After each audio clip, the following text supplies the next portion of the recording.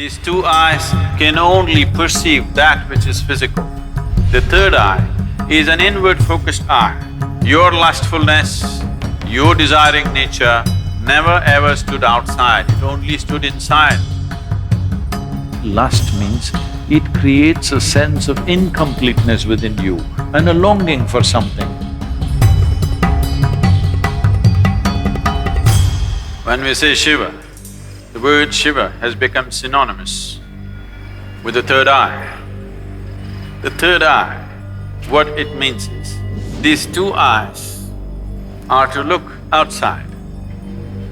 These two eyes are capable of showing you the physicality of the existence.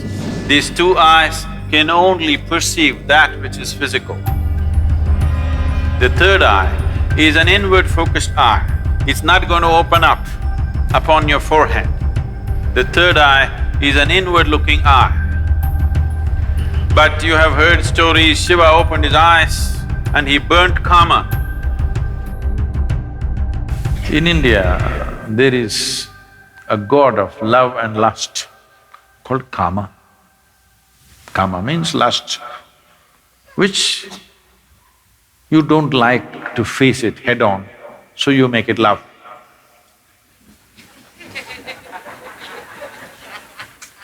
Because you need some aesthetic to it. So, he hides behind a tree and shoots an arrow at Shiva's heart. Tuck, it hits him and Shiva gets a little disturbed. Then he sees it's Kama. That is, it's his own lust coming up. Then he opened up his third eye, a fiery eye, and burnt Kama. He was hiding behind the tree, but he was burnt into ashes. Then Shiva took the ashes of this burnt Kama and smeared himself. That I have put these things to rest for good. That is the general story told to the people. But you tell me, your lust arises within you or behind the tree? No, you may go behind the tree, that's another matter.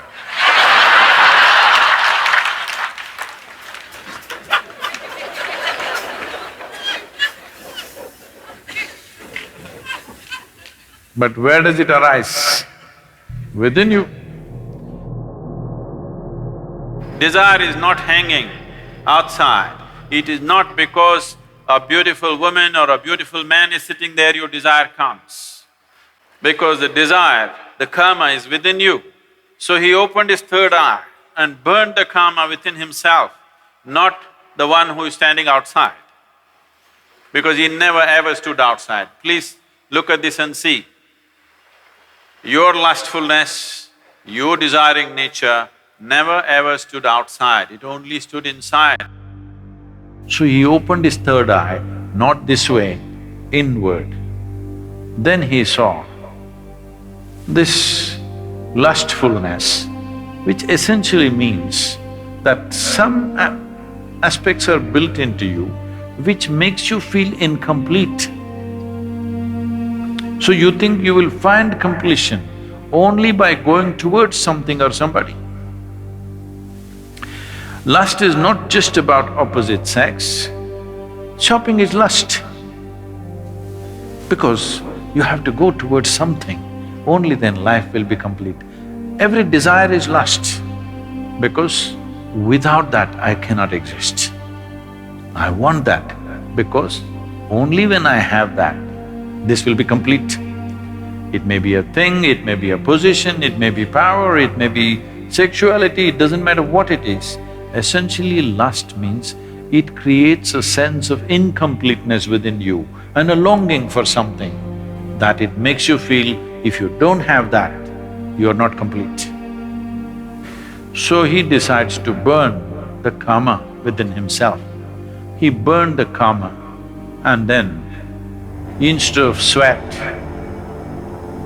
ash oozed out of the pores of his body. This is the yogic story. The common story told to the public is he was hiding behind the tree and he burnt him, opened his eyes and burnt him, and then he took that ash and smeared himself. The yogic dimension of the story is karma arose within him, he opened his third eye, burnt him, and then ash slowly oozed out of his body, clearly showing him everything is laid to rest. Everything that you know as yourself should die. When I say death, it's not the physical death which is a problem. The question is losing everything that you know as myself right now, your personality, your identity. Once you learn to be an individual beyond physiological and psychological formats, that means you're for good.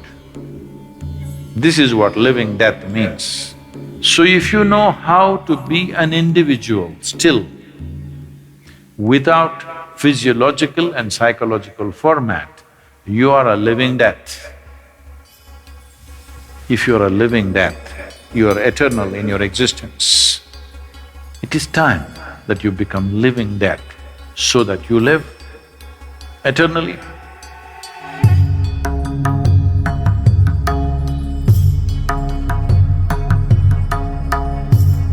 But there's a certain dimension of consciousness which can go beyond time. Yama came to claim his life. Markandeya, who knew the ways of life, just did one simple act. They say he continued to live as a 15-year-old because he came in touch with that dimension of consciousness which we refer to as Kala Bhairav.